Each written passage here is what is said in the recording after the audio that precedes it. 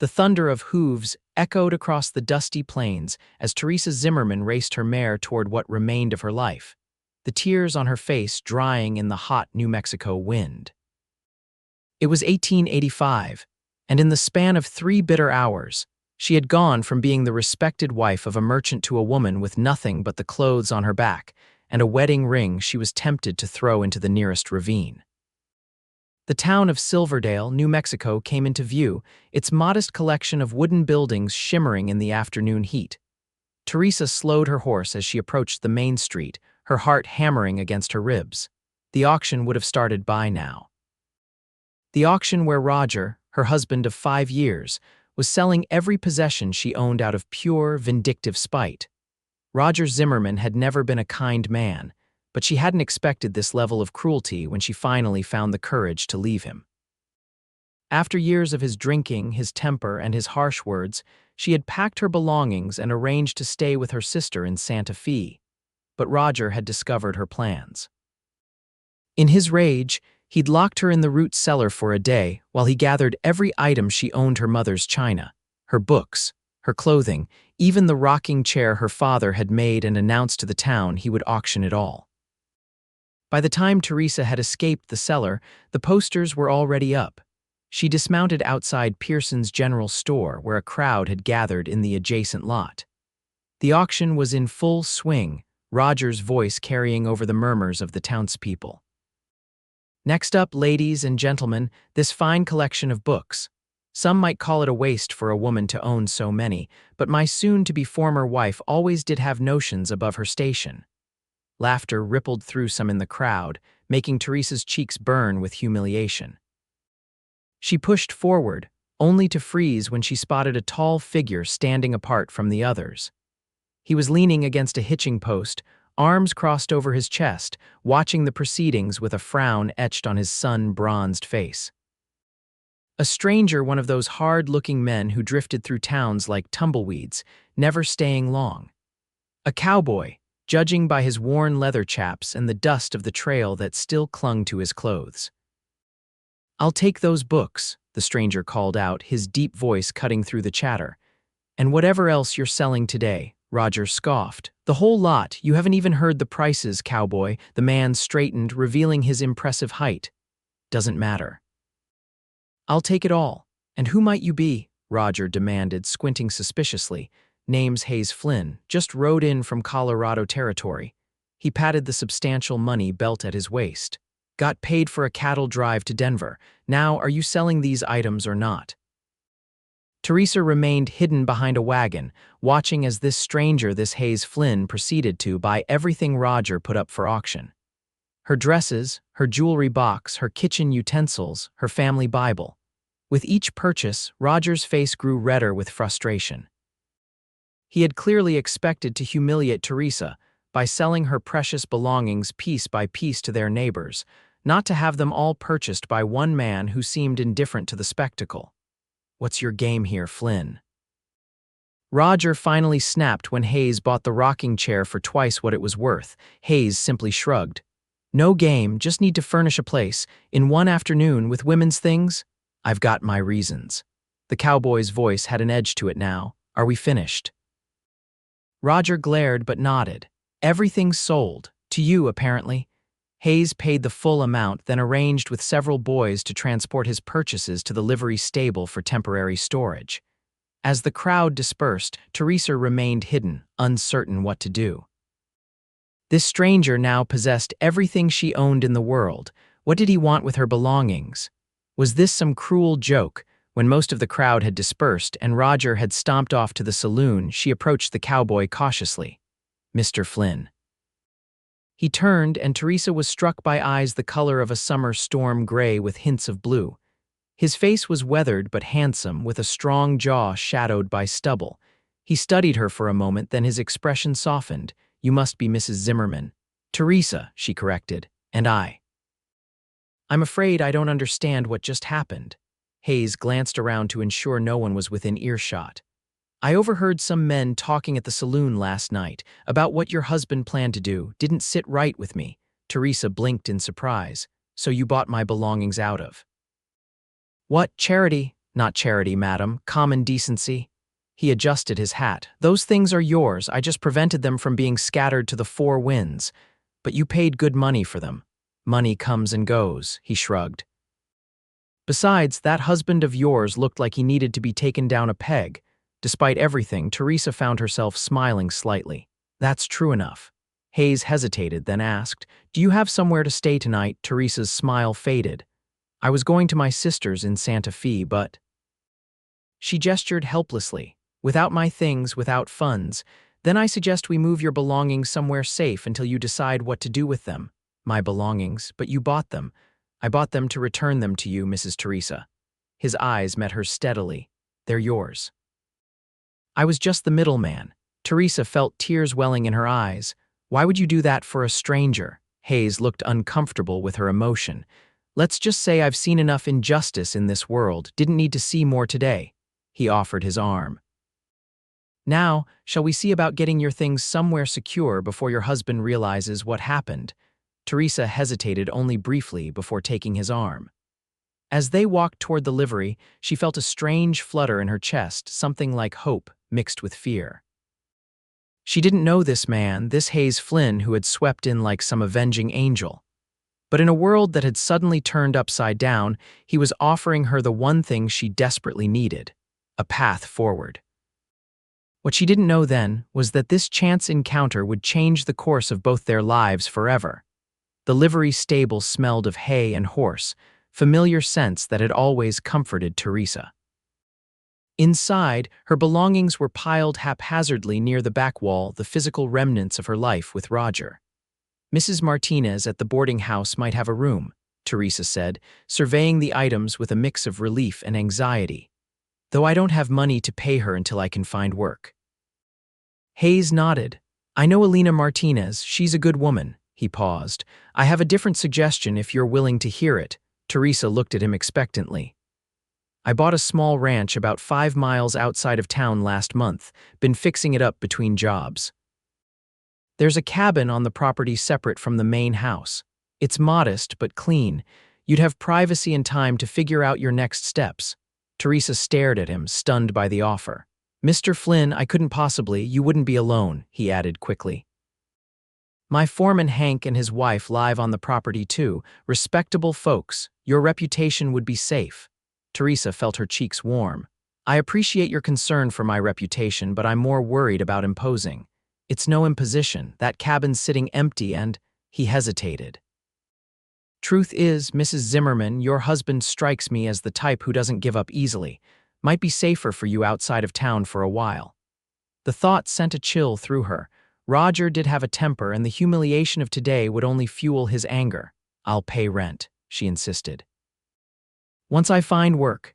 Hayes looked like he might argue but seemed to sense her pride was at stake. "If you insist, though there's no rush. And this is temporary," Teresa added firmly, "just until I can arrange passage to my sister's." "Of course," he tipped his hat. "Temporary." They loaded her belongings onto a wagon Hayes borrowed from the livery owner. As they worked, Teresa caught him examining her books with interest. "You like reading?" she asked, surprised. "When I get the chance."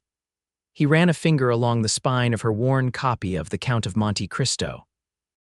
"Don't get much opportunity on the trail, but it's a good way to pass winter evenings." "That one's my favorite," she admitted. "A story of betrayal and redemption." Their eyes met briefly, and something unspoken passed between them. Hayes cleared his throat and returned to loading the wagon. As they prepared to leave town, Teresa felt a momentary panic. Was she making a terrible mistake, trusting this stranger? Yet something in her gut told her Hayes Flynn was a man of his word. The sun was setting as they drove away from Silverdale, painting the desert landscape in fiery orange and deep purple. Teresa kept glancing behind them, half expecting to see Roger in pursuit. "He won't follow," Hayes said, reading her thoughts. "Not today, at least." He was headed into the saloon with determination. Teresa nodded, knowing what that meant. Roger would drink himself into a stupor, as he often did when angry. It gave her a day's reprieve, at least. "Can I ask you something, Mr. Flynn?" "Hayes," he corrected. "And yes." "Why are you really helping me? The truth." He was silent for so long that Teresa thought he might not answer. When he finally spoke, his voice was quieter than before. My mother was in a similar situation once. No one helped her. He kept his eyes on the trail ahead. She died before I was old enough to do anything about it. Teresa absorbed this, understanding now the shadows behind his eyes. I'm sorry. It was a long time ago. They rode in silence for a while, the wagon creaking rhythmically beneath them. Teresa found herself studying his profile in the fading light, the straight nose, the firm jawline, the way he held himself with a quiet confidence that spoke of a man who had faced hardship and emerged stronger. What brought you to Silverdale? She asked eventually. Been working cattle drives for years, decided it was time to put down roots. A faint smile touched his lips. Getting too old to sleep on the ground every night. You don't look old, Teresa said before she could stop herself. Hayes glanced at her, amusement in his eyes. 33 feels ancient after a week on the trail, believe me, Teresa smiled. I'm 26. Sometimes I feel ancient too. Life can age a person faster than years, he agreed. The trail widened as they approached a small valley nestled between rolling hills. In the distance, Teresa could make out a ranch house, its windows glowing with warm lamplight against the darkening sky. Nearby stood a smaller cabin and what appeared to be a barn and corral. It's not much, Hayes said as he guided the wagon toward the property, but it's mine. Paid for it with 10 years of hard work and saving. It looks wonderful, Teresa said honestly. After the confines of the small house in town she'd shared with Roger, the open space and distant mountains felt liberating. As they neared the main house, a man emerged onto the porch, rifle in hand. When he recognized Hayes, he lowered the weapon and called out a greeting. Didn't expect you back so soon, boss. Change of plans, Hank, Hayes replied as he pulled the wagon to a stop. We have a guest who'll be staying in the cabin for a while. Hank stepped forward, his weathered face curious as he assessed Teresa. He was an older man with graying hair and kind eyes that immediately put her at ease. This is Mrs. Zimmerman, Hayes explained. She's in need of temporary lodging. Mrs. Zimmerman, this is Hank Williams, my foreman and the best horseman in the territory. Hank tipped his hat. Madam, it's a pleasure. A woman appeared in the doorway behind him, plump and pleasant-looking, with her gray streaked hair pulled into a bun. Who's this, then? She asked, wiping her hands on her apron as she came forward. Martha, this is Mrs. Zimmerman. She'll be staying in the cabin for a time. Martha Williams studied Teresa with shrewd eyes that missed nothing from her slightly disheveled appearance to the wagon full of belongings. Whatever she concluded, she simply nodded and said, Well, you must be hungry after your journey. I've got stew on the stove and fresh bread cooling. That's very kind, but I don't want to impose, Teresa began. Nonsense, Martha declared. You'll eat and then we'll get that cabin ready for you. It's been closed up for weeks, needs a good airing. Teresa was too exhausted to argue. As Hayes and Hank began unloading her things, Martha ushered her into the ranch house. The interior was simple but comfortable, with solid furniture and clean floors. The kitchen smelled deliciously of beef stew and freshly baked bread. Sit, dear, Martha instructed, guiding Teresa to a chair at the table. You look done in. Teresa sank gratefully into the seat. It's been a difficult day. Martha nodded as she ladled stew into a bowl. Hayes mentioned you might be coming, said you were in a tough spot. He knew I'd be coming, Teresa asked, surprised. He said he might be bringing someone back who needed help. Martha placed the food in front of Teresa. That man's got a soft spot for folks in trouble, though he'd never admit it. Teresa took a spoonful of the stew, savoring the rich flavor. I don't understand why he's going to such lengths for a stranger. Martha sat across from her with her own bowl. Hayes Flynn isn't one to stand by when someone's being wronged. Been that way since I've known him. She studied Teresa. And if you don't mind my saying so, you look like you've been wronged plenty. Teresa's eyes filled with tears, the kindness of these strangers breaking through the walls she'd built around her emotions. My husband. She began, then stopped, unsure how to explain. You don't need to tell me anything you don't want to, Martha assured her. We all have our stories. They ate in comfortable silence after that, Teresa growing more relaxed with each passing minute. When Hayes and Hank came in, having moved most of her belongings to the cabin, Martha insisted they all have coffee and apple pie. As they sat around the table, Teresa found herself studying the dynamic between these people. Hank and Martha clearly adored each other, exchanging fond glances and finishing each other's sentences. Hayes was quieter, but there was an easy camaraderie between him and his foreman that spoke of mutual respect. The cabin should be comfortable enough, Hayes told Teresa. It's basic but solid, no leaks in the roof, and there's a good stove for cooking and heat. It's more than generous, Teresa said. I don't know how to thank you all. No need for thanks, Hank said gruffly. Any friend of Hayes is welcome here. Friend. The word felt strange when applied to her relationship with Hayes Flynn. They were hardly friends, barely even acquaintances. Yet he had done more for her today than most friends ever would. When they'd finished eating, Martha insisted on showing Teresa to the cabin herself. The two women walked through the cool evening air, Martha carrying a lantern to light their way. It's not fancy, Martha warned as she opened the door, but it's clean. The interior was indeed simple: one main room with a small stove, a table with 2 chairs, a rocking chair by the window, and a narrow bed in the corner. A curtained-off area presumably contained a washstand. Teresa's belongings were stacked neatly against one wall. It's perfect, Teresa said, meaning it. After years of living under Roger's thumb, even this tiny cabin represented freedom. Martha lit the lamps and stove, filling the space with warm light. There's fresh bedding in the trunk, and I left some provisions: coffee, flour, sugar, and such. The well is just behind the main house, and you're welcome to meals with us whenever you like. You're very kind, Martha patted her arm. Get some rest, dear. Things will look brighter in the morning. After Martha left, Teresa sat on the edge of the bed, suddenly overwhelmed by the events of the day. She was alone, truly alone, for the first time in her adult life. The thought was both terrifying and exhilarating. She walked to the window and looked out at the star-filled sky. The ranch was quiet except for the occasional nickering of horses in the corral. In the distance, she could see the silhouette of Hayes Flynn walking toward the main house, his tall frame unmistakable even in the darkness. Teresa touched the glass, watching him until he disappeared from view. What kind of man rescued a stranger's possessions and offered shelter without asking for anything in return? It seemed too good to be true, and experience had taught her to be wary of apparent kindness. Yet something told her Hayes Flynn was different. Whether that difference would prove to be her salvation or her downfall remained to be seen. With a sigh, Teresa turned to begin unpacking. Whatever tomorrow brought, at least tonight she had a safe place to sleep, and for now that was enough. The dawn arrived with a chorus of roosters and the soft pink glow of sunrise over the distant mountains. Teresa woke feeling more rested than she had in months, despite the unfamiliar bed. For a moment, she lay still, orienting herself in this new reality, one where she was no longer Roger Zimmerman's wife in any practical sense.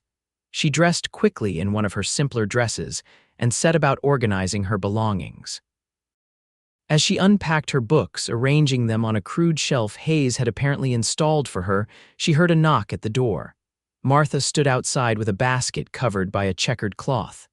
"Good morning, dear. Thought you might like some breakfast." "That's very thoughtful, but you don't need to feed me," Teresa protested even as she invited the older woman inside. "Nonsense. Can't have you going hungry while you're getting settled." Martha placed the basket on the table and began removing its contents: still warm biscuits, a jar of preserves, hard-boiled eggs, and a small pot of coffee. As they shared the simple meal, Martha chatted about the ranch and its routines. Hayes had purchased the property from an old rancher who'd moved to California for his health. It had been neglected for years, but Hayes was gradually building it back up. "He's got plans, that one," Martha said with clear affection. "Started with just 50 head of cattle, but he's building the herd, wants to breed horses too. He seems very capable," Teresa offered, unsure how else to describe the enigmatic cowboy who had upended her life in the span of a day. Martha chuckled. "That's one word for him. Stubborn as the day is long is another, but a good man through and through. How long have you and Hank worked for him?" About 8 months now. We were working a ranch near Albuquerque that got sold. New owner brought in his own people. Hayes heard about us from a mutual friend and offered us positions here. Martha sipped her coffee. Been a blessing. At our age, not many ranchers looking to hire. Teresa nodded, understanding the precariousness of such situations. And Hayes, is he married? Does he have family? The question came out more curious than she'd intended, and Martha gave her a knowing look that made her cheeks warm. No wife, no family that I know of. Keeps pretty quiet about his past, but I gather he's been on his own since he was young. Worked his way up from ranch hand to trail boss before buying this place. Martha studied Teresa. And what about you, dear? I don't mean to pry, but it might help to talk about what brought you here. Teresa hesitated, then found herself pouring out the whole story her marriage to Roger, a man her parents had approved of for his apparent stability and position as a merchant, the gradual revelation of his true nature after the wedding, the years of verbal abuse and isolation, and finally, her failed attempt to escape to her sister in Santa Fe. He never hit me, Teresa clarified, seeing the concern in Martha's eyes. It was more. He made me feel worthless, controlled everything, the money, who I could speak to, where I could go. Martha reached across the table to squeeze her hand. Some wounds don't show on the skin, dear, but they're just as painful. When I finally decided to leave, I wrote to my sister in secret. She sent money for the stagecoach fare hidden in a birthday card. Teresa smiled sadly. I was so careful planning it all. But Roger found the ticket when he was going through my things. He's always searched my belongings, looking for evidence I was unfaithful, I suppose. I never was. Of course you weren't, Martha said firmly. When he found the ticket, he was furious, called me ungrateful, deceitful. He locked me in the root cellar while he gathered everything I owned and announced the auction. Teresa's voice broke. I had to break the window to escape. By then, the auction had already started. And that's when Hayes stepped in, Teresa nodded. I still don't understand why. He didn't know me. Some men have a strong sense of justice, Martha said simply. Hayes is one of those men. Their conversation was interrupted by the sound of hoofbeats outside. Teresa tensed, her first thought that Roger had somehow found her. But when she peered through the window, she saw Hayes dismounting from a handsome buckskin gelding. Martha stood. I'll leave you two to talk. Come up to the house for dinner tonight, 6 o'clock sharp. Hank doesn't like to be kept waiting for his meals. After Martha left, Hayes knocked on the door. Teresa opened it, suddenly aware of how disheveled she must look after her hasty morning preparations. Good morning, he greeted her, hat in hand. Hope I'm not disturbing you, not at all. She stepped back to let him enter. I was just having breakfast with Martha. She's been very kind. Hayes nodded. She's a good woman. Makes the best apple pie in the territory, too. An awkward silence fell between them. Teresa realized this was the first time they'd been truly alone since their conversation in the livery stable. I wanted to check if you need anything, Hayes finally said, and to let you know I'm riding into town later if there's anything you'd like me to bring back. That's very thoughtful, but I think I have everything I need for now. Teresa hesitated. Although I should probably send a letter to my sister. She'll be worried when I don't arrive on the stage. I'll post it for you. Hayes glanced around the cabin, noting her efforts to organize her belongings. His eyes lingered on the books now arranged on the shelf. Looks like you're getting settled. Yes, though I don't want to get too comfortable. This is temporary after all. Something flickered in his eyes, disappointment, perhaps, but it was gone so quickly Teresa thought she might have imagined it. Of course, he agreed. Still, no reason not to be comfortable while you're here. He moved to the window, looking out at the view of the mountains. I have a proposition for you, Mrs. Zimmerman, a way for you to earn that rent you insisted on paying. Teresa raised her eyebrows. What kind of proposition? Nothing improper, he assured her quickly. It's just… Well, I'm not much good with numbers and accounts, never had the schooling for it. But running a ranch means keeping records, paying bills, tracking expenses. I've been muddling through, but… You need someone to help with the bookkeeping, Teresa finished for him. He nodded, looking relieved that she understood. I noticed you have quite a collection of books, thought you might be educated enough for the task. I was a school teacher before I married, Teresa admitted. Numbers were always my strong suit. Hayes looked genuinely pleased. Then would you consider it? It wouldn't be many hours. Just organizing the accounts, perhaps writing correspondence when needed. I'd pay you fair wages, of course. The offer was tempting. Teresa had missed using her mind for more than household tasks. Roger had forbidden her to work after they married, claiming it reflected poorly on him if people thought he couldn't support his wife. I would be happy to help, she decided, though I must warn you I'm somewhat out of practice. You'll do fine. His confidence in her was oddly touching. I'll bring the ledgers and papers to you this afternoon, if that's agreeable. It is. Hayes hesitated, then added, there's something else. When I was in town yesterday, I heard talk that your husband is making inquiries about where you might have gone. He doesn't know you're here, but… Teresa felt a chill despite the morning warmth. He won't give up easily. No, I don't imagine he will. Hayes's expression hardened. But he has no claim on you now, not after what he did. In the eyes of the law, I'm still his wife, Teresa reminded him. And most of the town will take his side. A woman leaving her husband isn't looked upon kindly.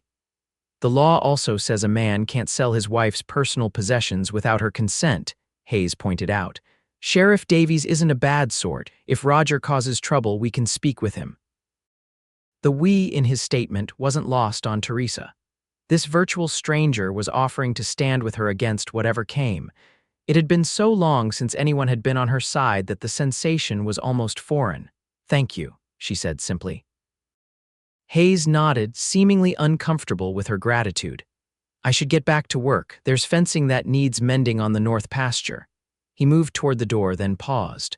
Oh, I almost forgot. I brought you something. From his pocket, he produced a small brass key for the door. So you can have your privacy. Teresa took the key, their fingers brushing briefly in the exchange. A spark of something awareness perhaps passed between them, causing her to draw back quickly. That's very thoughtful, she managed. Hayes cleared his throat. Well, I'll see you at dinner then. Martha will be offended if you don't come. I wouldn't dream of disappointing her. After he left, Teresa stood holding the key, turning it over in her fingers. Such a small thing, yet it represented something she hadn't had in years: control over her own space, the ability to decide who could enter and who could not. She tucked the key into her pocket and returned to unpacking, a small smile playing at her lips despite the uncertainties that still clouded her future. The first few days at the Flynn ranch settled into a comfortable routine. Teresa spent mornings organizing her cabin and afternoons working on Hayes's accounts, which were indeed in dire need of attention. His handwriting was barely legible, and his system of tracking expenses consisted mainly of stuffing receipts into a cigar box and hoping for the best. Teresa found she enjoyed the work. It gave her purpose and, more importantly, a sense of usefulness she hadn't felt in years. Hayes paid her fairly more than fairly. She suspected and insisted she join the household for dinner each evening. These meals became the highlight of Teresa's days. Hank would regale them with stories from his years as a cowhand, while Martha fussed over everyone, making sure plates were filled and coffee cups never empty. Hayes was quieter, but Teresa often caught him watching her with an expression she couldn't quite decipher. On the fourth day, Hayes brought a visitor, Dr. Samuel Griffith, Silverdale's physician. Teresa tensed when she saw the unfamiliar rider, but Hayes quickly introduced them. Dr. Griffith is an old friend, Hayes explained. I asked him to check on that cough of yours. Teresa frowned. I don't have a cough. Hayes winked at her. As far as anyone in town knows, that's why you're staying at my ranch, recovering from a persistent bronchial condition that required country air. Understanding dawned on her. Hayes had created a cover story to explain her presence without revealing the truth about Roger. Very clever, Mr. Flynn. I thought so.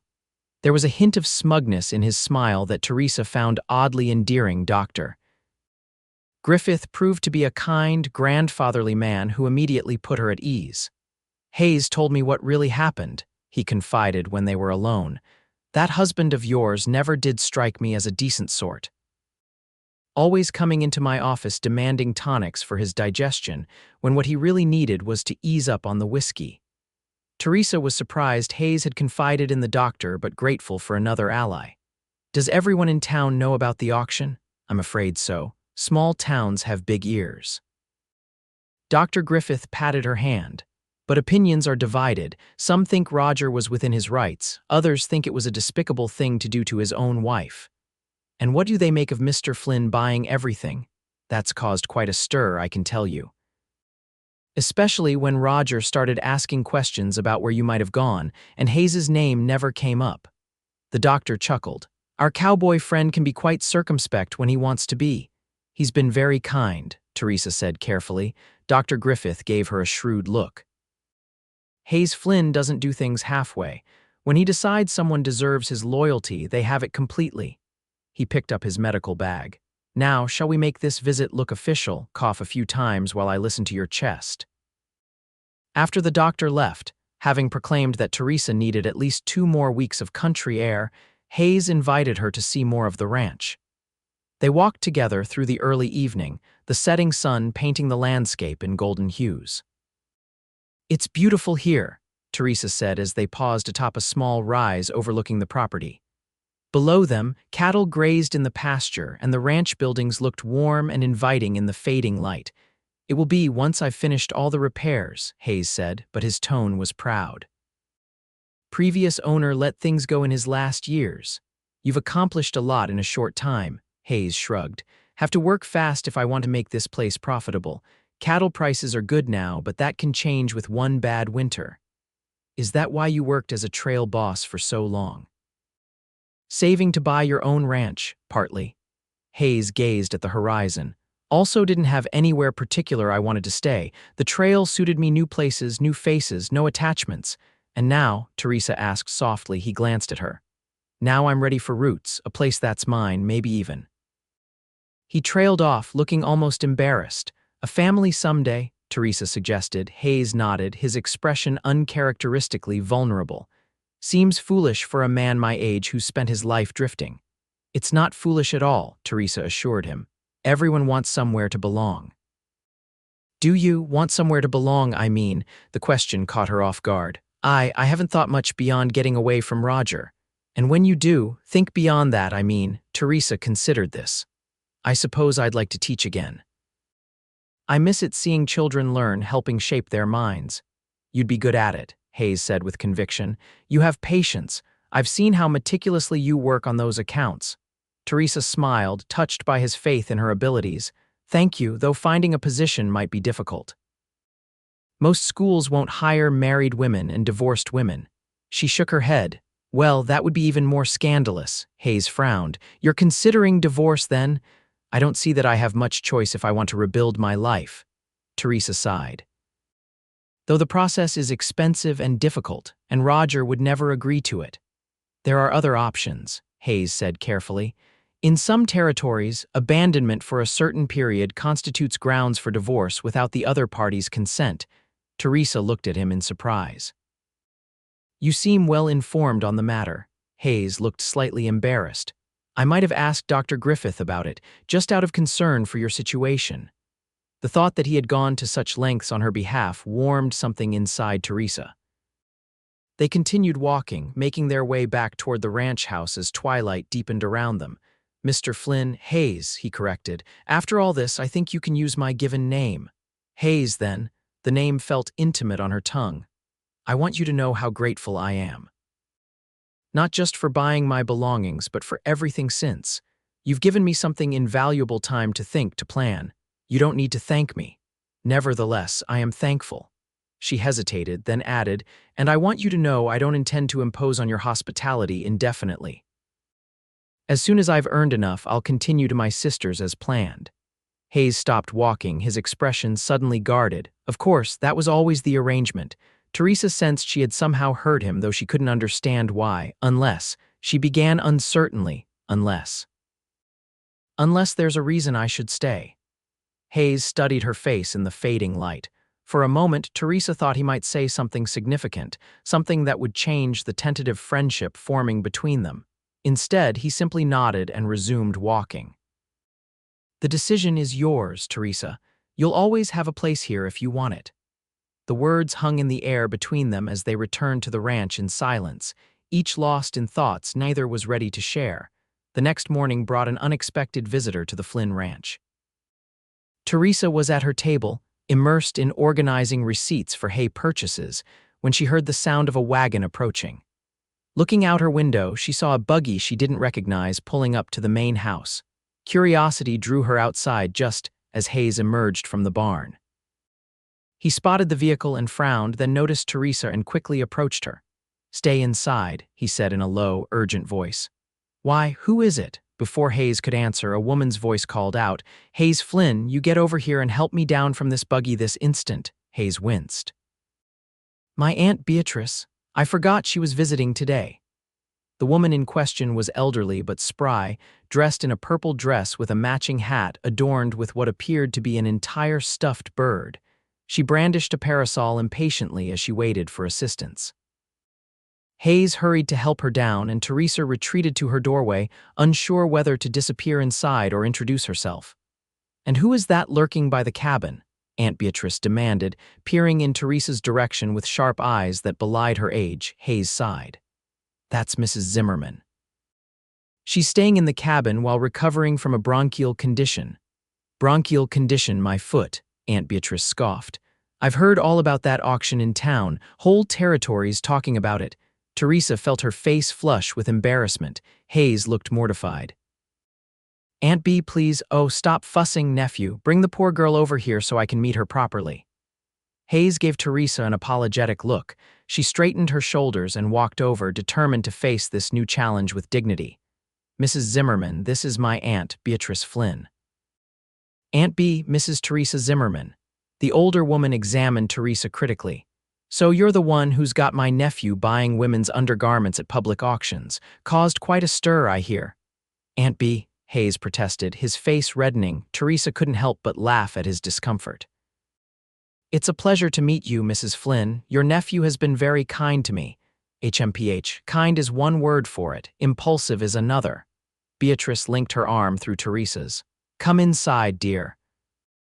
I want to hear this story properly, not the mangled version I got from Eliza Jenkins at the Mercantile." Hayes looked like he wanted to object but knew better than to argue with his aunt. "I'll see to your horse," he muttered, resigned. Inside the main house, Martha was already preparing coffee, clearly having anticipated Beatrice's preferences. The older woman settled herself in the best chair and fixed Teresa with an expectant stare. "Now then, tell me everything and don't leave out any details." Teresa hesitated, looking to Hayes for guidance as he entered the room. "It's all right," he assured her. "Aunt B may be nosy, but she's trustworthy, and she has a sharper legal mind than most lawyers in the territory." "Legal mind?" Teresa questioned. "My late husband was a judge," Beatrice explained. "I sat through enough trials to learn a thing or two. Now your situation. Hayes tells me your husband sold your possessions out of spite." Teresa nodded and recounted the events that had led to her current circumstances, including Roger's controlling behavior and her thwarted escape attempt. Beatrice listened intently, occasionally asking pointed questions that revealed her keen intellect. "And you want a divorce, I presume?" She finally asked. "Yes, though I understand it won't be easy. Nothing worthwhile ever is, child." Beatrice sipped her coffee. "But it's not impossible. New Mexico territory has more progressive divorce laws than some places. Cruelty is grounds for dissolution of marriage, and selling your personal property against your will certainly qualifies." Hayes leaned forward. "Can you help her, Aunt B?" "I'm not a lawyer, nephew." "No, but Judge Willis respects you more than anyone." "If you were to speak to him," Beatrice waved a hand. "I'm getting ahead of myself. First, Mrs. Zimmerman needs to decide if she truly wants to pursue this course. Divorce is still scandalous even here. It would affect her future prospects." "Future prospects," Teresa repeated. "Employment, social standing, remarriage." Beatrice gave her a significant look. "Though from what I've heard about Roger Zimmerman, anything would be an improvement." Hayes cleared his throat. "Teresa was a teacher before her marriage. She'd like to return to that profession."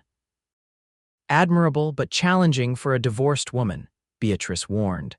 "Not impossible, mind you, especially in smaller communities desperate for educators, but you should be prepared for obstacles." Teresa nodded, appreciating the older woman's frankness. "I understand the difficulties. But staying married to Roger isn't an option I can live with anymore." Beatrice studied her with approval. Good, backbone is essential when facing adversity. She turned to Hayes. You've chosen to involve yourself in a complicated situation, nephew. I didn't choose anything, Hayes muttered. It was the right thing to do, MMM. Beatrice's expression suggested she didn't entirely believe this was his only motivation. Well, Mrs. Zimmerman, if you're determined to proceed, I will speak with Judge Willis about your case. He sits circuit in this area next month. Thank you, Teresa said sincerely. I don't know how to repay such kindness. Nonsense.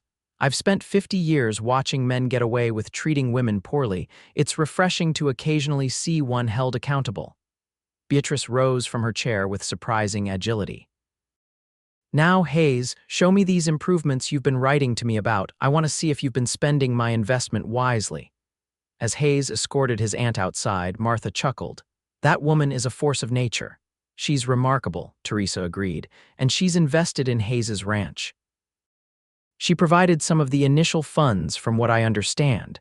Her husband left her comfortably situated, and she believes in Hayes's vision for this place. Martha began clearing the coffee cups. She's the closest thing to family he has, though they're not actually blood relations. She was his mother's dearest friend and took an interest in Hayes after his mother passed.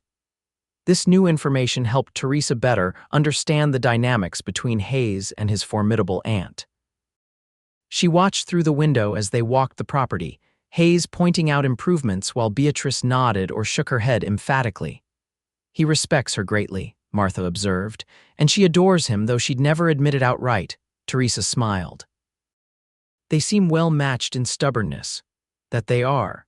Martha hesitated, then added, I hope you don't mind my saying so, but Hayes has seemed different since you arrived, more settled somehow. I can't imagine I've had any effect on him, Teresa protested, though her cheeks warmed at the implication. Perhaps not, Martha conceded. But in the months we've been here, I've never seen him smile as much as he has this past week. Before Teresa could formulate a response to this startling observation, the door opened, and Hayes returned with his aunt, who was looking pleased with what she'd seen. You've done well, nephew, Beatrice announced.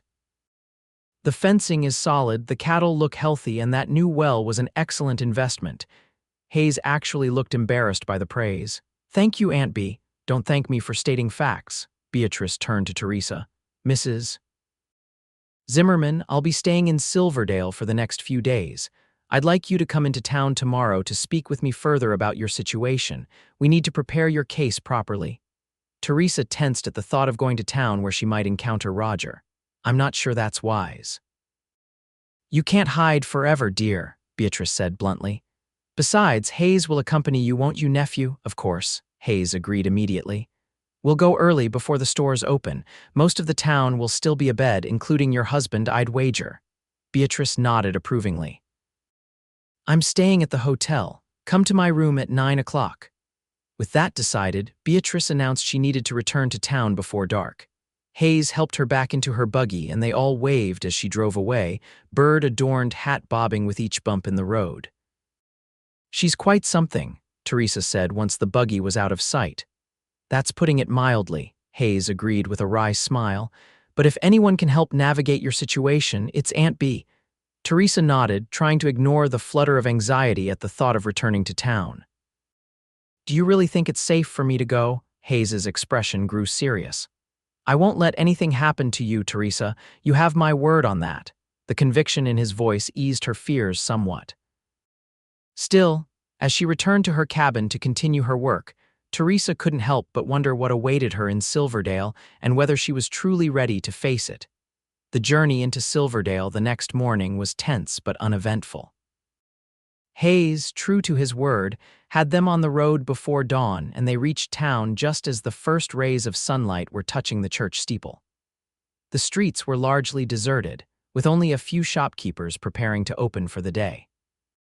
Hayes tied their horses at the hotel and escorted Teresa inside, his hand protectively at the small of her back. The gesture was comforting, though Teresa was acutely aware of the curious glances from the hotel clerk as they requested Beatrice Flynn's room number. Beatrice was already fully dressed and drinking coffee when they arrived, papers spread across the small table in her room. "Good, you're punctual," she said by way of greeting. "Sit down, Mrs. Zimmerman, we have much to discuss." For the next hour, Beatrice asked detailed questions about Teresa's marriage when it began, witnesses to the ceremony, incidents of cruelty or control, and the specific events surrounding the auction. She took meticulous notes, occasionally muttering to herself. "This is all very helpful," she finally said. "I believe we have grounds for dissolution based on extreme cruelty. The auction alone might be sufficient, but your testimony regarding his controlling behavior strengthens the case." "What happens next?" Teresa asked. "I'll speak with Judge Willis when he arrives next week. He's a fair man, if somewhat traditional in his views. We'll need to file a formal petition, which requires a filing fee." Beatrice looked at her meaningfully. "Do you have the means for that?" Teresa hesitated. "I have some savings from my work at the ranch, but I'll cover any costs," Hayes interrupted from where he stood by the window, keeping watch on the street below. "That's not necessary," Teresa began. "I insist." His tone brooked no argument. Beatrice watched this exchange with interest. "Very well. Once the petition is filed, your husband will be served notice. There will be a hearing at which both parties can present their case." "Will I have to see him, speak to him?" The thought made Teresa's stomach clench. "Unfortunately, yes, but you won't be alone." Beatrice patted her hand. "I'll be there, and I'm sure Hayes will as well." Hayes nodded firmly. "Absolutely." "What about my belongings?" Teresa asked. "Legally, aren't they still Roger's property since we're married?" "Normally, yes, but the circumstances of the auction complicate matters. He publicly relinquished them for payment, which Hayes provided. I believe we can make a strong argument that they now rightfully belong to you." Hayes shifted uncomfortably. "I never considered them mine. I bought them to return them to Teresa." "A noble gesture," Beatrice acknowledged, "and one that will work in our favor with the judge." Their discussion was interrupted by the sound of raised voices in the street below. Hayes moved to the window, his posture suddenly alert. "It's your husband," he said quietly to Teresa. "He appears to be arguing with the blacksmith." Teresa felt her heart race. "Is he drunk?" "Hard to tell from here, but he's certainly angry about something." Beatrice rose and joined Hayes at the window. "That man has a temper, doesn't he? Look at how red his face is." Despite her fear, curiosity drew Teresa to the window as well. Sure enough, Roger was standing in the middle of the street, gesticulating wildly at the blacksmith, who looked thoroughly unimpressed by the tirade. "We should wait until he moves on before leaving," Hayes suggested. But as they watched, Roger suddenly looked up toward their window. Teresa instinctively stepped back, but not before his eyes widened in recognition. "Teresa!" His shout was clearly audible even through the closed window. "I see you up there." "Oh dear," Beatrice murmured. "This complicates matters." Hayes's expression hardened. "Stay here, I'll handle this." "Hayes, no," Teresa began, but he was already striding toward the door. "Don't worry," he assured her. "I won't do anything foolish." After he left, Teresa turned anxiously to Beatrice. "This is exactly what I feared. Confrontation was inevitable, my dear. Perhaps it's best to have it out in the open." Beatrice guided Teresa away from the window. "Let's trust Hayes to manage the situation." Downstairs, Hayes stepped onto the hotel porch just as Roger reached the bottom of the steps. The merchant was disheveled, his shirt untucked and his hair wild, suggesting he'd spent another night drinking. "Where is my wife?" Roger demanded, pointing an accusing finger at Hayes. "Mr. Zimmerman," Hayes acknowledged coolly. "I suggest you lower your voice. You're making a scene." "I'll make whatever scene I please until you return what's mine." Roger's words slurred slightly. "First you buy all our belongings, then you steal my wife." A small crowd was gathering, drawn by the commotion. Hayes was acutely aware of the whispers and stares, knowing that whatever happened here would be the talk of Silverdale for weeks to come. "I didn't steal anyone," Hayes said evenly. "Mrs. Zimmerman is a guest at my ranch while she recovers her health. Dr. Griffith can confirm that." "Lies," Roger spat. "You're harboring a runaway wife. That's illegal." "Actually, it's not," came Beatrice's authoritative voice as she emerged from the hotel. There is no law in this territory requiring a wife to live with her husband, especially one who has demonstrated such public disregard for her welfare. Roger blinked, momentarily thrown by this new adversary. Who the hell are you?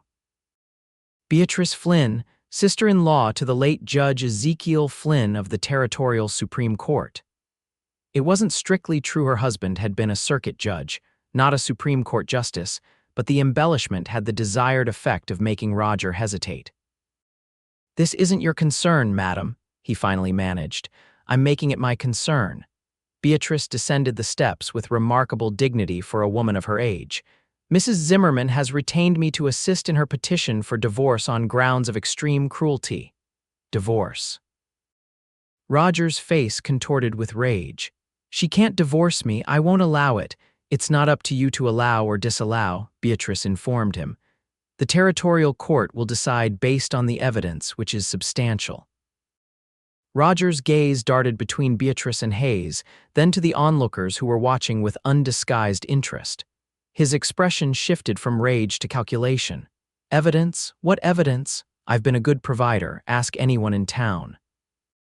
"A good provider doesn't sell his wife's personal possessions at public auction," Hayes pointed out. Roger sneered. "Those were my possessions. Everything a wife owns belongs to her husband by law." "That's an oversimplification," Beatrice countered, "and one the court may view differently, especially regarding inherited items and personal effects." "Where is she?" Roger demanded again. "I want to speak to my wife." "Mrs. Zimmerman doesn't wish to speak with you," Hayes said firmly. "You don't speak for her." "Neither do you anymore," came Teresa's voice from the hotel doorway. Hayes turned, dismayed to see her standing there. He had hoped to resolve this confrontation without her involvement, but the determined set of her jaw told him she had other ideas. Teresa descended the steps slowly, her posture straight and dignified despite her racing heart. She stopped beside Hayes, drawing strength from his solid presence. "Roger," she acknowledged, her voice steadier than she felt. "Teresa." Roger's tone softened, turning wheedling. "Darling, this is all a misunderstanding. Come home, we can work this out." "There's nothing to work out." Teresa met his gaze directly. "I'm filing for divorce. I should have done it years ago." Roger's face darkened. "Because of him?" He jerked his head toward Hayes. "Have you been carrying on with this? This cowboy behind my back? Don't be ridiculous," Teresa snapped, her temper flaring. "Mr. Flynn has been nothing but a gentleman, which is more than I can say for you. A gentleman who bought your undergarments at public auction. The whole town is laughing about it." Teresa flushed but held her ground. "You're the one who put them up for auction, Roger. If anyone made me a public spectacle, it was you." The growing crowd murmured in agreement, and Roger glanced around, realizing he was losing public sympathy. His strategy shifted. "I was upset," he admitted, his voice dropping to a contrite murmur. "You were leaving me, Teresa. After everything we've been through together, I didn't know how else to express my pain." Hayes made a disgusted sound, but Teresa placed a restraining hand on his arm. "Your pain," she repeated incredulously. "What about my pain, Roger? The years of belittlement, of control, of never being good enough. Did you ever once consider how I felt?" "I love you," Roger insisted. "I've always loved you." "That isn't love." Teresa's voice was firm. "And I don't love you. I haven't for a very long time, if I ever did." A flash of genuine hurt crossed Roger's face, quickly replaced by anger. "You'll regret this. No one will hire a divorced woman. You'll be destitute, a social outcast." "Mrs. Zimmerman has employment and lodging at my ranch for as long as she needs it," Hayes said, unable to remain silent in the face of such threats. Roger's eyes narrowed. "I'm sure she's earning her keep one way or another." The insinuation hung in the air for a moment before Hayes lunged forward, only to be restrained by both Teresa and Beatrice. "He's not worth it," Teresa whispered urgently. Hayes subsided, though his eyes promised retribution if Roger continued in that vein. "This conversation is over," Beatrice announced loudly. "Mr. Zimmerman, you will be notified when the divorce petition is filed. I suggest you secure legal representation." "This isn't the end of this," Roger warned, but his bluster was undercut by the disapproving murmurs from the crowd. He looked around, apparently realizing he had lost this round, and stalked off toward the saloon. The onlookers began to disperse, though Teresa could hear snippets of their conversations, some sympathetic to her, others clearly siding with Roger. It was exactly the public spectacle she had dreaded. "Well," Beatrice said briskly, "that was unpleasant but possibly beneficial. Several people witnessed his threats and insinuations. That may help our case." Teresa nodded, though she felt drained by the confrontation. Hayes was watching her with concern. "Are you all right?" "Yes." She attempted a smile. "It had to happen eventually. At least it's over now. For today," he cautioned. "But Roger doesn't strike me as the type to give up easily." "He's not," Teresa agreed, "but neither am I, not anymore." Hayes's expression softened with something like pride. "No, you're certainly not." Beatrice cleared her throat. "I believe we've accomplished what we needed to today. Mrs. Zimmerman, I'll proceed with the petition and contact you when Judge Willis arrives." "Thank you, Mrs. Flynn." "Beatrice, please, we're conspirators now." The older woman's eyes twinkled. "Hayes, take Mrs. Zimmerman back to the ranch. I think she's had enough excitement for one day." As they rode back to the ranch, Teresa was quieter than usual, processing the morning's events. Hayes respected her silence, keeping a watchful eye on the trail behind them in case Roger decided to follow. "I'm sorry," Teresa finally said as they neared the ranch. "I didn't mean to create such a scene." "You have nothing to apologize for," Hayes assured her. Roger was the one making a spectacle of himself. "Still, it complicates things. Now everyone knows I'm staying at your ranch," Hayes shrugged. "Let them know. We've done nothing wrong." Teresa glanced at him. "People will talk. It could damage your reputation." "My reputation." Hayes actually laughed. "Teresa, I spent 15 years driving cattle across the territory. I've been in more bar fights than I can count and have the scars to prove it. My reputation can withstand a bit of gossip." "And mine," his expression sobered. "That's a fair concern." "But you're already taking steps to divorce Roger. What more could you do?" "Return to my sisters as planned, I suppose." Hayes was silent for a moment. "Is that what you want?" Teresa considered the question honestly. "No," she finally admitted. "I've come to care for the ranch. For the work I'm doing there. For you," she didn't say, though the thought had formed unbidden in her mind. "Then stay," Hayes said simply, "at least until your divorce is settled. After that, you can decide what's best for your future." Teresa nodded, grateful for his understanding. As they crested the final hill before the ranch, the sight of the buildings nestled in the valley brought an unexpected sense of homecoming. It was too soon, she knew, to think of this place as home. Yet something about it and the man riding beside her felt right in a way nothing had for years. For now, that was enough. In the days that followed, life at the Flynn ranch settled back into its routine, though there was a new undercurrent of anticipation as they awaited Judge Willis's arrival in Silverdale. Teresa threw herself into her work, both to earn her keep and to distract herself from thoughts of the coming legal battle. Hayes seemed to sense her need for normalcy and made no mention of the confrontation with Roger, though Teresa noticed he was more vigilant than before. He began teaching her to shoot, insisting it was a skill every woman in the territory should have. "I'm not suggesting you'll need to use it," he explained as they stood behind the barn, a row of bottles set up on the fence as targets. "But knowing you can defend yourself brings peace of mind." Teresa had been hesitant at first, the weight of the revolver unfamiliar in her hands. But Hayes was a patient teacher, standing close behind her to adjust her stance, his hands steady as they guided hers.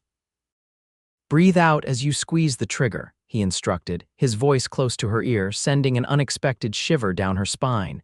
The first shot went wide, but by the end of their session, Teresa had hit 3 of the 6 bottles. Hayes seemed genuinely impressed. "You're a natural," he praised. "Better than most men I've taught." Teresa flushed with pleasure at his approval. "It's satisfying," she admitted. "More than I expected. Power often is." Hayes's expression grew serious. "Just remember, a gun is a tool, not a solution. Use it only when there's no other choice." Teresa nodded, understanding the weight of his words. As they walked back to the ranch house, their arms occasionally brushing, she felt a growing awareness of him as more than her benefactor, as a man whose presence stirred feelings she had thought long dormant. It was dangerous territory, she knew. She was still married, still vulnerable, still uncertain of her future. Hayes deserved more than to be her temporary safe harbor. Yet she couldn't deny the warmth that spread through her whenever he was near, or the way her eyes sought him out across a room. These thoughts preoccupied her as she worked on the ranch accounts that afternoon. She was so absorbed that she didn't hear Hayes enter the cabin until he spoke. "Aunt B sent a telegram," he said, causing her to start. "Judge Willis has arrived early. He'll hear your case tomorrow morning." Teresa felt her stomach drop. "Tomorrow, so soon," Hayes nodded, studying her reaction. "Is that a problem we can try to delay if you're not ready?" "No, it's better to proceed quickly." Teresa set aside her pen. I thought I'd have more time to prepare." "Aunt B says the judge was impressed by your petition. He's eager to hear the case." Hayes hesitated, then added, "Roger has been served notice. He's retained Wilkins as his lawyer. Edward Wilkins, the one who defended that cattle rustler last year, the same. Not the most ethical attorney in the territory, but clever." Teresa sighed. "Roger would choose someone willing to bend the rules. Aunt B isn't concerned. She says the facts are on our side." Hayes moved closer. "Are you afraid?" "Not afraid, exactly, just apprehensive." "This is all happening so fast." "Too fast?" Teresa looked up at him, seeing the genuine concern in his eyes. "No, it's time this was resolved one way or another." Hayes nodded, seemingly relieved. "We'll leave at first light tomorrow. Aunt B wants to meet with you before the hearing." "I'll be there," he said firmly. "If you want me to be." Teresa reached for his hand, an impulsive gesture that surprised them both. "I do, very much." Hayes's fingers closed around hers, warm and reassuring. "Then I will be." Their gazes held for a long moment, something unspoken passing between them. Hayes finally broke the silence, his voice slightly rough. "I should let you prepare for tomorrow." Teresa reluctantly released his hand. "Yes, I suppose you should." He moved toward the door, then paused. "Whatever happens tomorrow, Teresa, you're not alone anymore." The simple declaration brought tears to her eyes. "Thank you." After he left, Teresa sat for a long time, staring at the accounts but seeing nothing. Tomorrow would determine the course of her future, whether she would remain bound to a man she no longer loved or be free to build a new life. A life that, she was beginning to hope, might include the quiet, steadfast cowboy who had come to mean so much to her. The territorial courthouse in Silverdale was a simple adobe building with wooden benches and a raised platform where Judge Willis presided. By the time Teresa arrived with Hayes and Beatrice, a small crowd had gathered news of the divorce hearing having spread through town like wildfire. Roger was already seated at one table with Edward Wilkins, both men in their Sunday best. Roger's face was carefully composed, though his eyes narrowed when he saw Hayes escorting Teresa to the opposite table. Judge Willis was a portly man with intelligent eyes and a no-nonsense demeanor. He called the court to order promptly at 10 o'clock. "This is a petition for dissolution of marriage between Teresa Zimmerman and Roger Zimmerman on grounds of extreme cruelty," he announced. "I have reviewed the written petition and find sufficient cause to proceed with a hearing." What followed was one of the most difficult mornings of Teresa's life. She was called to testify first, recounting the years of emotional abuse, the isolation, the control over her movements and finances, and finally, the auction of her belongings. Hayes sat directly behind her, his presence a silent source of strength as she answered questions from both Beatrice, acting as her advisor, and Wilkins, who attempted to paint her as an ungrateful, possibly unfaithful wife. "Mrs. Zimmerman," Wilkins asked with false solicitude, "when did your association with Mr. Flynn begin?" "I met Mr. Flynn on the day of the auction," Teresa replied calmly, "when he purchased my belongings with the intention of returning them to me. A remarkably generous act for a stranger, wouldn't you agree?" Wilkins's implication was clear. "I found it to be an act of basic human decency, which was refreshing after my experiences with my husband." A murmur of appreciation ran through the crowd, and Judge Willis actually smiled slightly before schooling his features. "And you've been living at Mr. Flynn's ranch since that day?" Wilkins continued. "I've been staying in a separate cabin on Mr. Flynn's property, yes, under the supervision of his foreman and housekeeper, a married couple who also reside there. How convenient." "And you expect this court to believe that your relationship with Mr. Flynn is entirely proper?" Objection, Beatrice interrupted. Counsel is insinuating impropriety without evidence. Sustained, Judge Willis ruled. Mr. Wilkins, unless you have evidence of misconduct, move to another line of questioning. Wilkins changed tactics, attempting to portray Roger as a misunderstood husband who had reacted poorly to his wife's abandonment. When Roger took the stand, he played the part of the repentant spouse admirably. I admit I acted rashly with the auction, he said, his voice contrite. I was hurt, Your Honor. My wife was leaving me without warning, without discussion, without warning, Beatrice interjected. Mr. Zimmerman, wasn't your wife planning to visit her sister in Santa Fe, a visit you had approved of? Roger shifted uncomfortably. Yes, but I discovered she wasn't planning to return. How did you make this discovery? I found the stagecoach ticket in her belongings. While searching her personal items without her knowledge or consent, Roger's facade of contrition slipped. A husband has the right to know what his wife is doing. Does a husband have the right to lock his wife in a root cellar for nearly 24 hours? Beatrice asked sharply. The crowd gasped and Roger's face reddened. That's an exaggeration. It was merely a cooling-off period, during which you arranged to sell everything she owned, including family heirlooms and personal items she had inherited from her parents. Those items legally belonged to me as her husband, so you've stated. Yet when Mr. Flynn purchased them and offered to return them to your wife, you made no legal objection. Curious if you truly believed they were your property. Roger glared at Beatrice, then at Hayes, who returned his gaze steadily. The testimony continued for another hour, with several townspeople called to speak to what they had witnessed at the auction and in the years of the Zimmermans' marriage. Martha and Hank Williams testified to Teresa's character and her appropriate behavior at the ranch. Dr. Griffith confirmed he had visited her there for medical reasons and found nothing improper in the arrangements. Finally, Hayes was called to testify.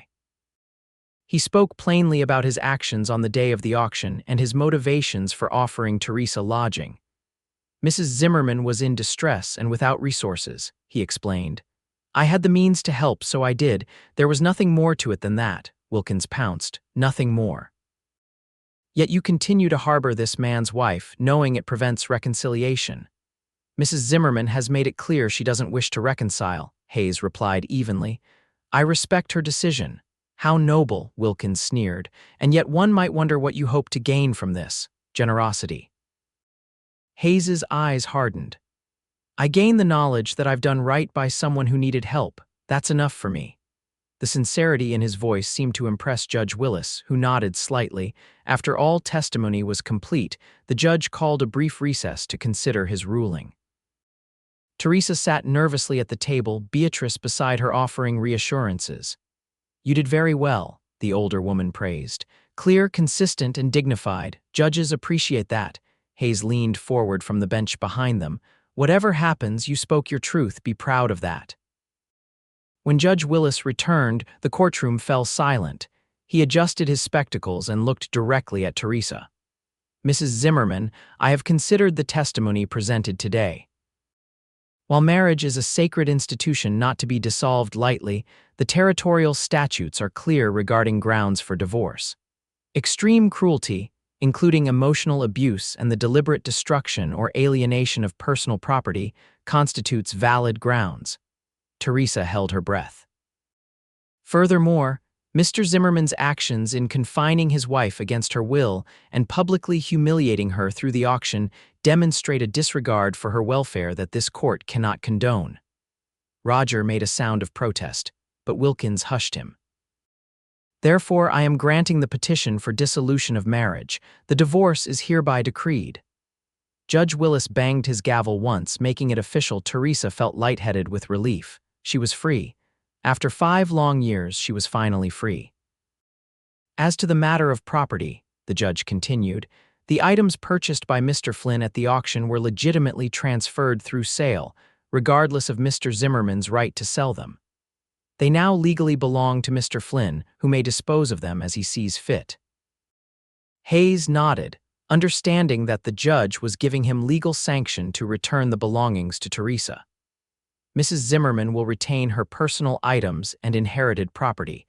Mr. Zimmerman will retain the business and household furnishings not included in the auction. The judge peered over his spectacles. Are there any questions? Roger stood abruptly. This is an outrage. She gets everything and I get nothing.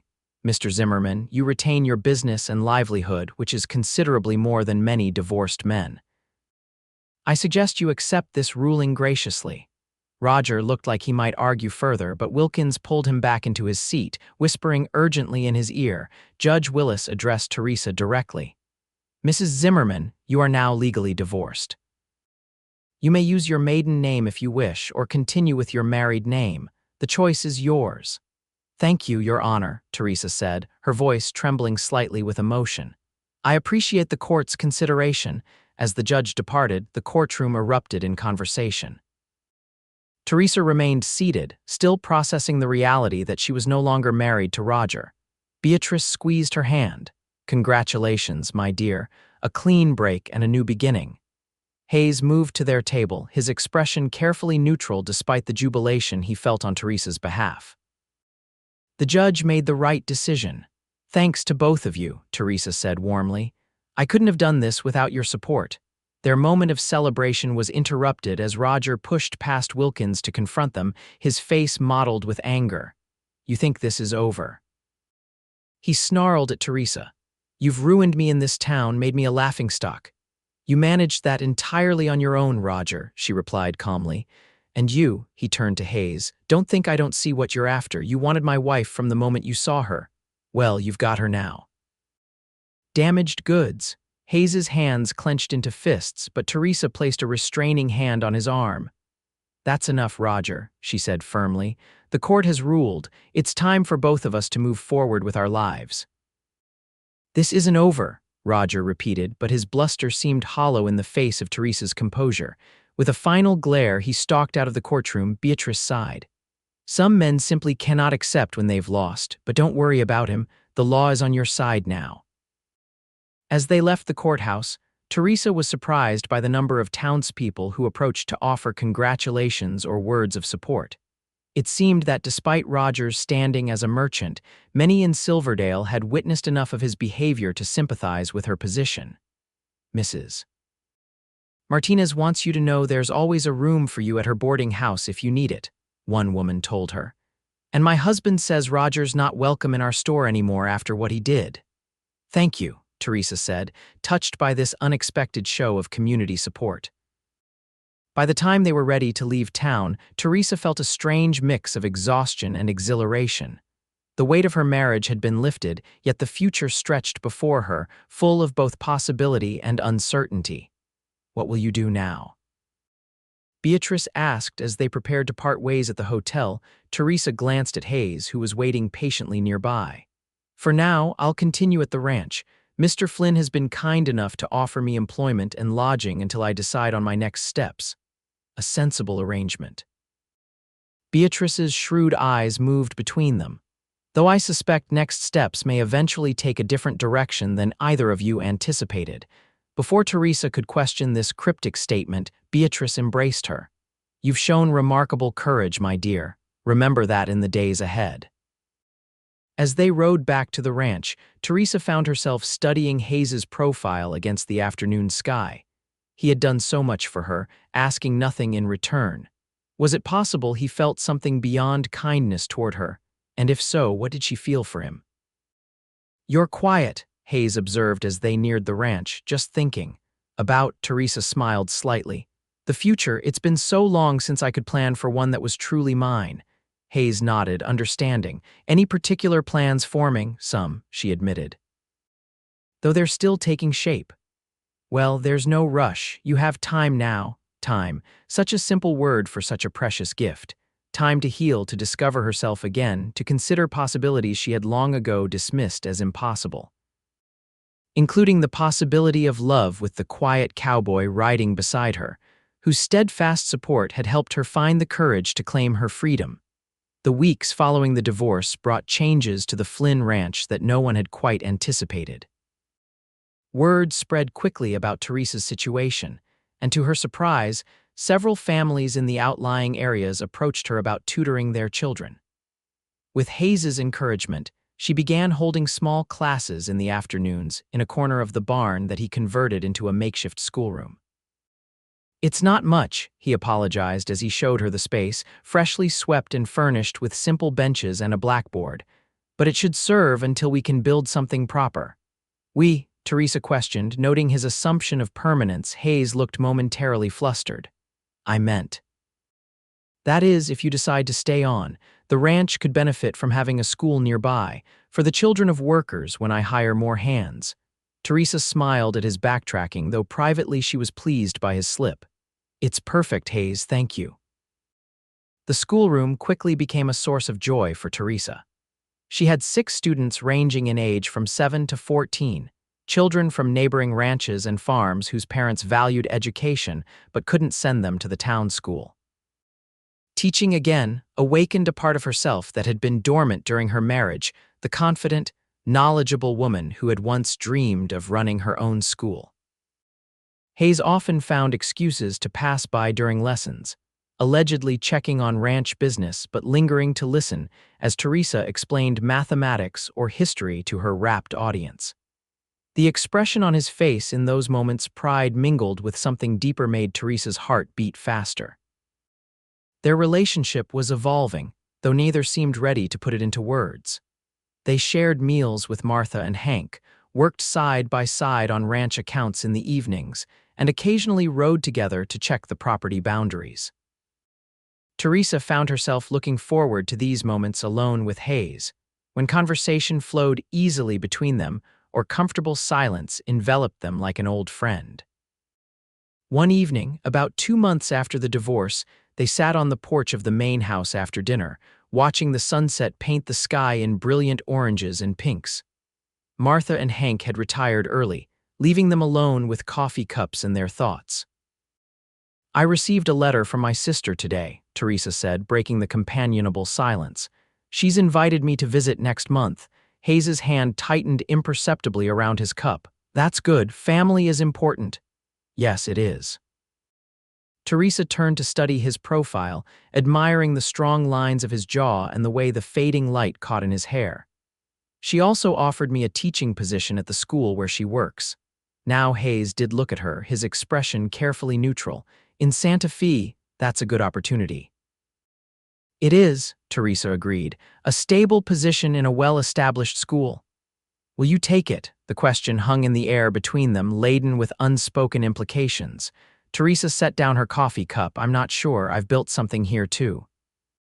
"The children are making excellent progress, and their parents have talked about contributing to build a proper schoolhouse by next year."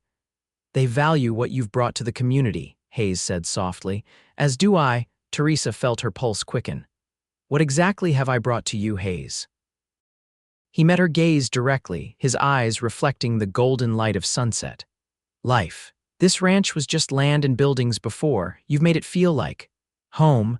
The word held such weight coming from a man who had spent most of his life without one. Teresa reached out impulsively, covering his hand with hers. "It feels like home to me too." Hayes turned his hand to clasp hers, his touch warm and sure. "Then stay, Teresa, not as my employee or tenant, but as what?" she prompted when he faltered. He took a deep breath. "As my partner." "In all things." Teresa's eyes widened at the implication. "Hayes, Flynn, are you proposing marriage?" A flush crept up his neck, but he held her gaze steadily. "Not very well, it seems, but yes, I am. We've known each other such a short time," she said, though her heart was racing with joy. "Long enough for me to know what I feel." Hayes squeezed her hand. "I fell in love with your courage that first day when you faced Roger at the auction. I've only grown to love you more with each passing day." "Love," Teresa repeated, savoring the word. "I didn't think I would ever hear that word and believe it again." "Believe it," Hayes urged. "I love you, Teresa. I want to build a life with you, this ranch, the school, perhaps, a family someday." Teresa felt tears spring to her eyes. "I love you too, Hayes. I think I have almost from the beginning, though I was afraid to admit it, even to myself."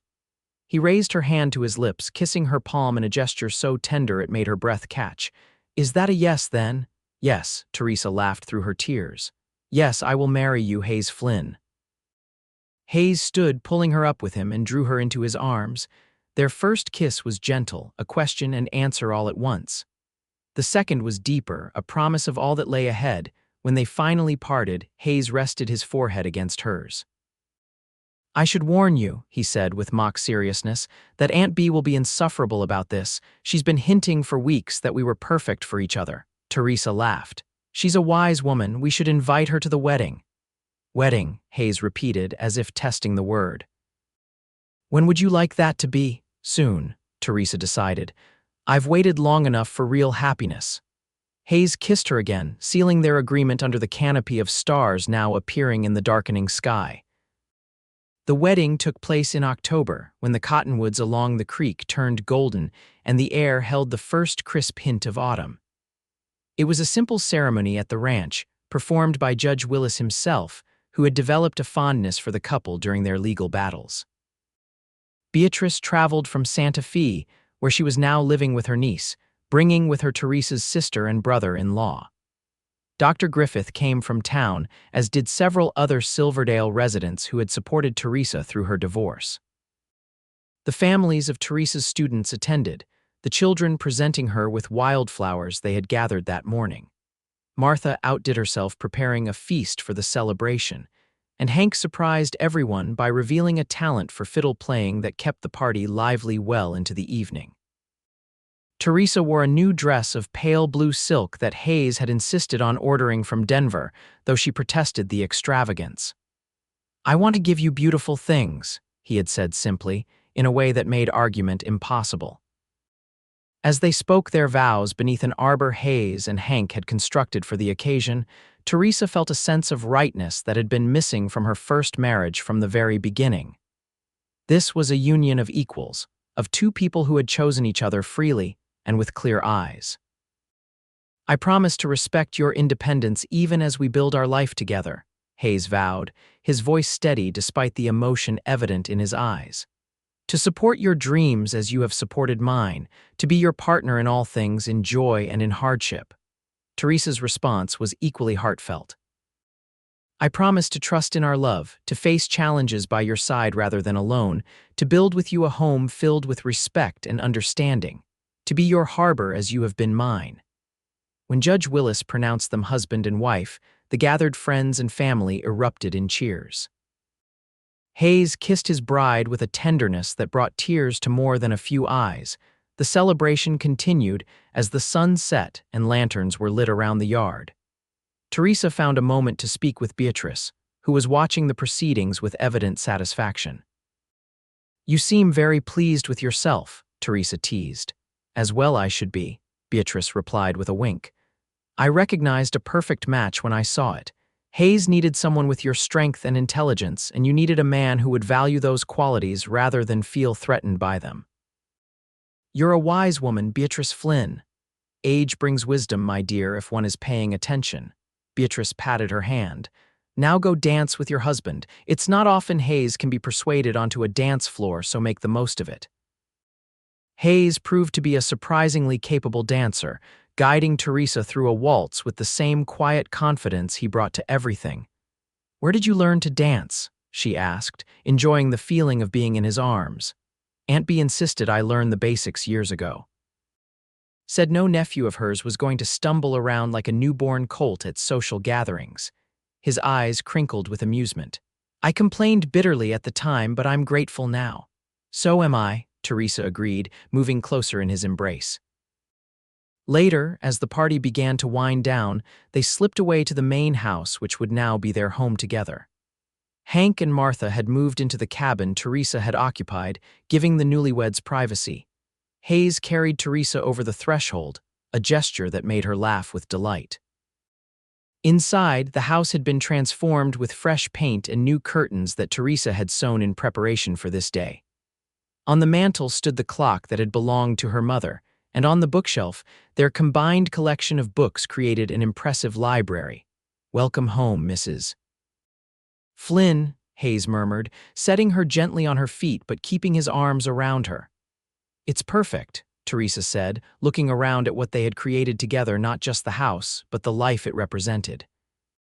That night, as they discovered each other with tender passion, Teresa knew that all the pain and struggle of her past had led her to this moment, this man, this love. The path had been difficult, but the destination was worth every step. 5 years later, the Flynn ranch had grown into one of the most prosperous in the territory. Hayes's careful management and Teresa's sharp business acumen had allowed them to expand their holdings and improve their stock. The small herd of 50 cattle had grown to over 300, and Hayes's dream of breeding quality horses had become reality, with Flynn bred mounts sought after throughout New Mexico and beyond. The schoolhouse, once a corner of the barn, was now a proper building with large windows and desks for 20 students. Teresa had hired an assistant teacher, a young woman from Santa Fe who lived with them at the ranch. The school's reputation had spread, drawing families from as far as 20 miles away. On a warm spring morning, Teresa stood on the porch of their home, watching Hayes in the corral with their 3-year-old son, James. The boy sat proudly atop a gentle pony while his father led the animal in circles, both of their faces alight with joy. At Teresa's side, baby Rose gurgled in her basket, 7 months old and already showing signs of her mother's determination. Teresa stroked her daughter's soft cheek, marveling as always at the miracle of their family. Martha emerged from the house, wiping her hands on her apron. "Those biscuits are cooling and the stew will be ready by noon. Will you be joining us for lunch or eating at the schoolhouse?" "At the school today," Teresa replied.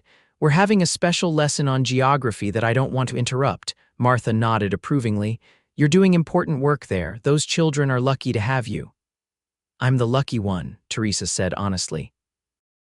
"To have found my purpose again and to have all of this." She gestured to encompass the ranch, her family, the life they had built. Martha smiled knowingly. "The Lord works in mysterious ways. Who would have thought that Roger Zimmerman's spite would lead to all this happiness?" It was true, Teresa reflected.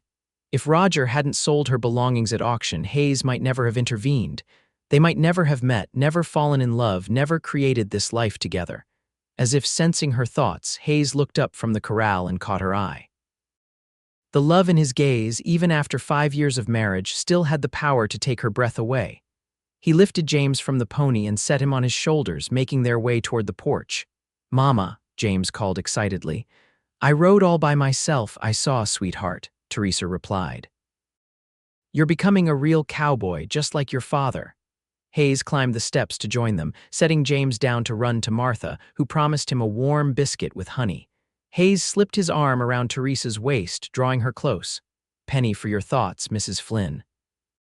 "I was just thinking about how far we've come," Teresa said, leaning into his embrace. "And how it all began with you buying back my belongings," Hayes chuckled. "Best investment I ever made." "Oh, really?" Teresa raised an eyebrow teasingly. "Better than the Hereford bull." "Much better," Hayes assured her, dropping a kiss on her forehead. "That bull gave me better cattle. You gave me a life worth living." Teresa turned in his arms to face him fully. "I love you, Hayes Flynn, more today than yesterday and not as much as tomorrow. And I love you, Teresa Flynn. Forever and always." Their lips met in a kiss that held the promise of all the years to come, years of partnership, of family, of the deep, abiding love that had transformed them both. In the distance, a rider approached the ranch, likely bringing mail or news from town. Soon they would need to return to the day's tasks, Hayes to his ranching, Teresa to her teaching, both to their children and responsibilities. But for this moment, they stood together on the porch of the home they had created, surrounded by the life they had built from the ashes of Teresa's past. A life more rich and full than either had dared to dream possible on that fateful day when a spiteful act had opened the door to love.